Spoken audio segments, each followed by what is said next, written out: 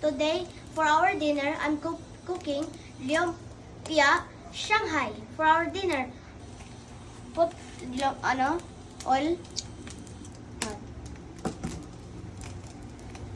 I use the frying pan so that I can fry it.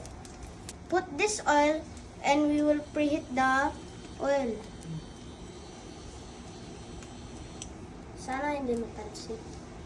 To preheat the oil, our cooking oil is hot and it's and next we will put the lumpia Shanghai. We will put na mama. Lumpia Shanghai sa sa pan. Sana. Ay. Sige pa.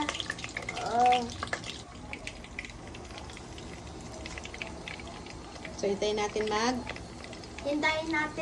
mag-boil. golden brown. Golden brown. Yung color niya. Yung color niya. When we cook that lumpia Shanghai, ibabaliktad natin para it's brown na. Mamatay ako dito. Tara mo na isa. Para makook yung the other side. Hindi mo. Sana para makook yung other side.